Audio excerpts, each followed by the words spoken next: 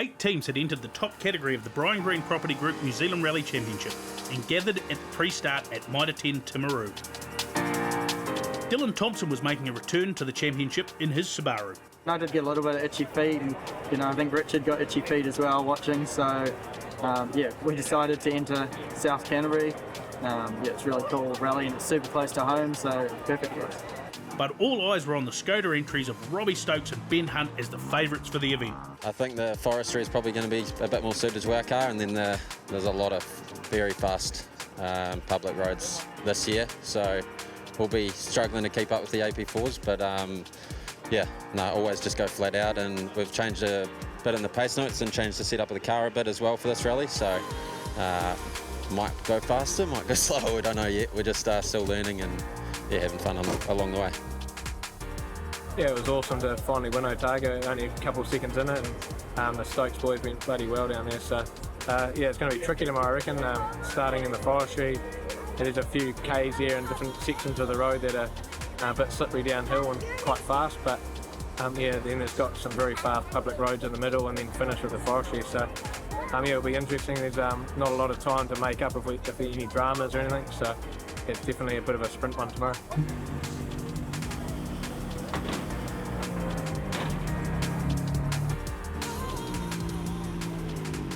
Conditions were perfect as the cars left Levels Racetrack on Saturday morning, but heavy rain the previous day had left the stages wet and in some places slippery. No doubt this is in the back of Ben Hunt's mind as he tackled the 23-kilometre Kākahu Forest. As the stage dives into the forest, the road's narrow and in places there is little traction.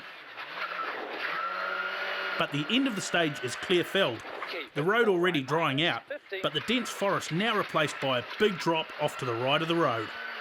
6 right plus, tightens to keep in 6 minus, tightens to keep in 5, into sudden long 2 left.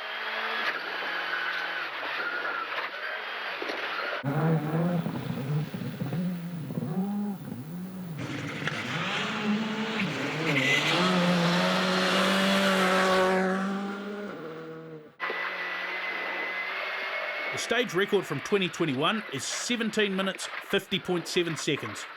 Ben's time 17:51.1, not a bad start to the day. Robbie Stokes struggled through the stage, having 3 spins and realising something was not right with the car. His time was 1 minute 22 seconds slower than Ben Hunt, so not the start he was hoping for. Something wrong with the downshifts on the gearbox, so we got no confidence, had about 3 spins. So. 3 spins? Yeah, first time I've spun a car in about 5 years. Jack Hawkswood looking for a better performance in his AP4 Yaris. He had been unsure about doing the full championship in 2025, but now committed to the South Island rounds at least. He had a trouble-free run through the stage, and his time 18 minutes and 30 seconds.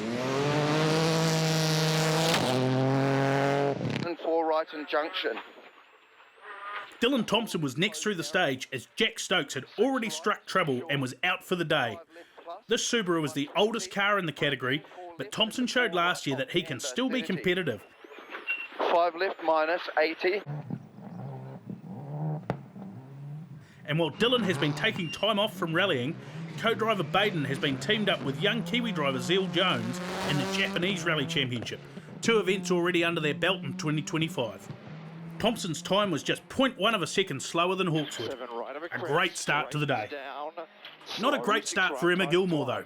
Her Citroen Rally 2 car cut out in the stage. I know what happened. No, I've got lost no throttle. Slow 6 right, tight to 1.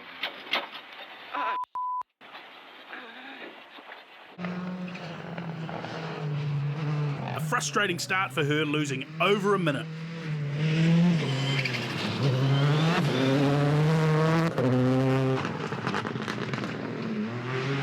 Frustration too for Hayden McKenzie in the other Toyota.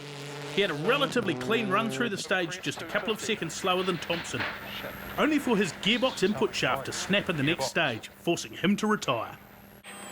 Tight short 4 minus. On the other hand, Josh Marston was having a great start in the AP4 Holden, following on from his podium at Otago. Josh has quickly found the pace after a couple of seasons away from the championship. As a driver who has the most experience with the MRF rally tyre, he also seems to have the confidence to lean on the tyre, especially the super soft, ideal for these conditions. Josh was second fastest, just 15 seconds down on Hunt over the 23 kilometres. Yeah, it's a very mixed bag in there. Very hard to judge like if we're going slow or fast or whatever, so yeah, I got no idea. Now the stages were gravel public roads in the shadow of the spectacular Southern Alps. Hunt was able to stretch his lead out to 50 seconds over the following 2 stages before service. It was a classic tactical move of pushing hard to create an early lead that the other competitors would now have to chase. Jack Hawkswood second fastest over the 2 stages, so starting to put pressure on Marston. The difference between the 2 drivers was small, 10 seconds on stage 2. But here on stage 3, Marston was only a tenth of a second slower, so he still had a 14-second buffer. 5 left plus, and 5 right minus, K40, short 5 right plus, 50, short. Robbie Stokes was trying to drive around an issue with the differential, changing his driving style to adapt, and that allowed him to close on Dylan Thompson. Braking gear, 4 right. Thompson was having minor issues as well. They'd guessed on a suspension setup before the start and it wasn't working very well. So he was heading to the service with a plan to change it. Emma Gilmore also having issues with rear brakes now. They had overheated and she was having a difficult time pulling the Citroen up. Not good for confidence.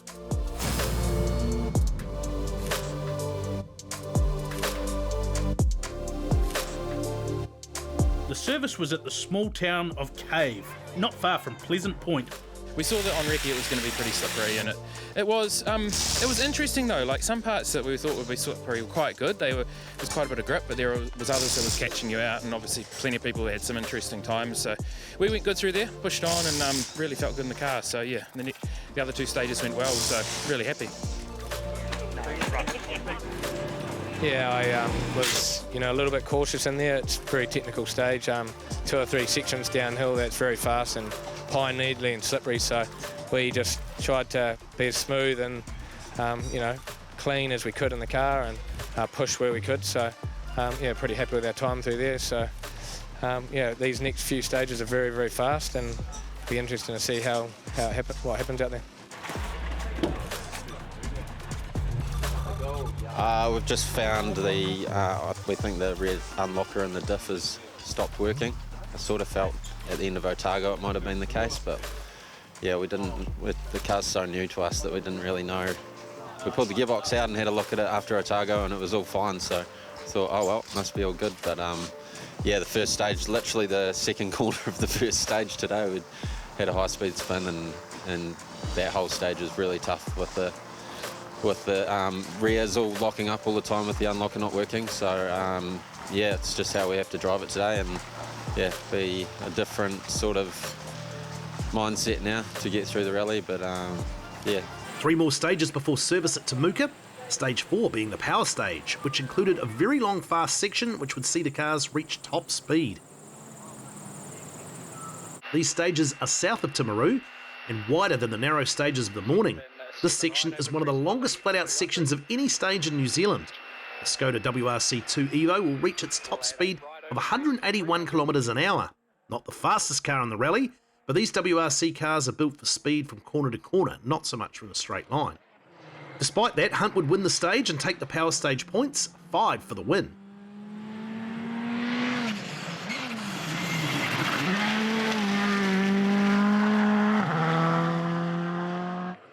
The battle behind was close. In fact, on this power stage, the times from 2nd to 5th separated by under 10 seconds. Josh Marston holding on to 2nd place.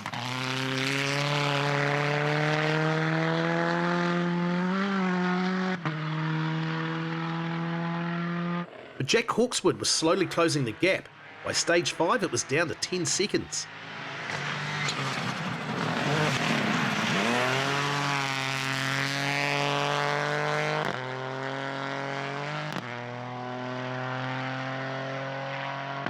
Robbie Stokes unable to change his issue with the diff unlocker, so he was doing his best to hang on to these 2. His issue was causing the car to understeer, and he was unable to encourage the rear to slide, which is key to getting pace out of these cars.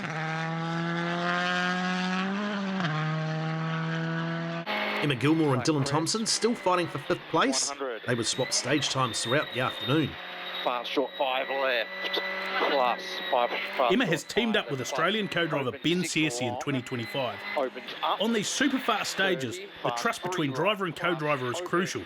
They spend Friday before the event driving once over the stages and checking the pace notes, or in Emma's case, writing their own.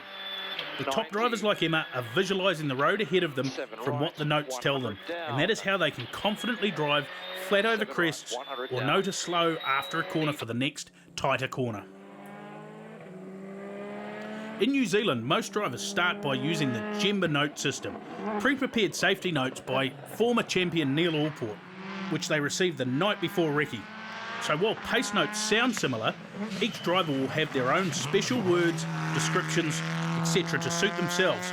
Some will add more detail, others will use less, but the aim is the same, to drive as fast as possible. So how much of a difference can it make?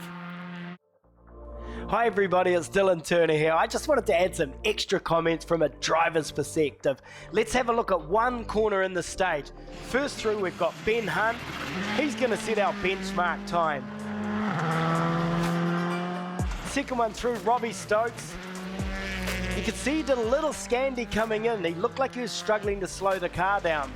Next up we've got Jack Hawkswood. Nice tidy line, good straight line speed on the exit of that corner. Dylan Thompson, older car, but possibly a little bit more horsepower, I think, than the other cars. Then you've got Emma in one of the newest cars, really nice and tidy, late brake and dips it in nicely. Josh Marsden next up, just nice and tidy through, but it looks like he has 2 stabs at that apex. Then we've got Caleb McDonald, he's in one of the oldest cars, an Evo 6, definitely oldest car in the fleet. Then you've got Gavin Feast, has a big deceleration, kind of a wonky line. Anyway, when we look at the crossover, it's quite strange because Emma is well and truly the quickest through. She's almost 1/10 of a second up on Ben. So it just goes to show sometimes the speed we make in one corner doesn't always show at the end of the stage because Ben went on to win that stage. The afternoon feature stage at Southburn was the final before the repeat of the Kākahu Forest stage. It was also the closest stage result for the rally so far, with Ben Hunt setting a stage time at 5 minutes 31 seconds. Jack Hawkswood second fastest at 5:33.2. Then it was Josh Marsden, just 0.2 of a second slower. Robbie Stokes fourth fastest, despite his issues only 4.8 seconds slower than Marsden. And Emma Gilmore another 2.6 seconds back. Dylan Thompson was the slowest of the four-wheel drive cars, but only 13.4 seconds behind Hunt. The crews headed to the town of Temuka, made famous by its Temuka pottery. The distinctive earthenware has been a part of most Kiwis' lives, and along with a unique collection, the shop in Temuka still sells new cups, plates and bowls. The service was a final chance for the crews to make changes before tackling the tough repeat of the Kākahu Forest. Damn first stage again was going good until the car cut out. Not sure why really, couldn't see anything in the data, but after that the throttle lost, the accelerator pedal lost calibration, so it became really laggy, and so it was a really difficult car to drive out of the stage. And then from that we then had overheated the rear brakes, so the next 2 stages were really difficult because we had no brakes, and they're very, very fast stages to not have the confidence that you can stop when you need to stop. So grateful to get back to service. The guys sorted things out and we've had a better last 3 stages, so we'll just try and do some more setup changes. We're a little bit in no man's land at the moment, and just keep learning. South of Timaru, those stages, they were dry. There's the odd puddle sitting places, but dusty. It'll be interesting to see what the forestry stage is like now and the repeat. I'd say some of it would have cleaned up really nicely, but there was still that pine needly downhill stuff that would be pretty tricky. So I'd say everyone will be keeping their caution going down that. They say in motorsport to finish first you must finish. Emma Gilmore wasn't going to win today, but she was still pushing hard to get as many points as possible. No idea, something in there. 3 left plus 40. I think that front suspension has been damaged. She's going no further. Inside 20, 3 left, 40. She was not alone though. Jack Hawkswood stopped with a failed engine. That would promote Dylan Thompson here to 4th place, as he's just run over part of Jack's piston. Flip, 4 left plus. Short 6 right. So that promotes Robbie Stokes into third place after a difficult day, while Josh Marston holds a solid second with just the sprint around levels to go. Long flat 6 left minus. Flat 6 right plus. 50. 7 left. Ben Hunt able to better his time through the forest. The road had improved after the morning run. A great job by Ben and co-driver Tony Rawston, who was celebrating his 40th birthday this weekend. Keep in 6 right plus. Shortish 6 left. 60. A bit of fun to end the day at Levels Raceway. Fortunately, all the cars finishing the short sprint stage, which was entertaining for the Timaru locals who were so passionate about their motorsport.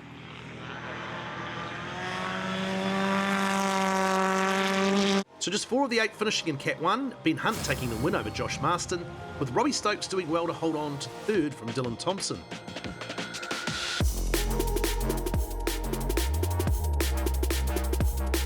Yeah, I was a little bit nervous going into the forest first thing this morning. Obviously, normally been pretty good in forestry, but the Stokes boys with Otago, the 2 forestry stage, kicked my ass. So, I didn't really know what to expect, but I just drove clean and tidy, and it was relatively smooth both passes, and probably where I gained the advantage. But awesome day, very fast roads in the middle, unreal.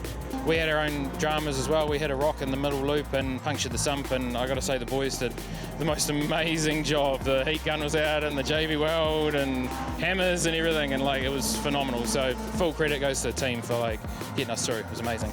Yeah, happy to be up here, and a bit of a slog, but makes it feel that much better. But had a bit of help with unfortunately Jack having his issues in the second to last stage there, and he should have been up here.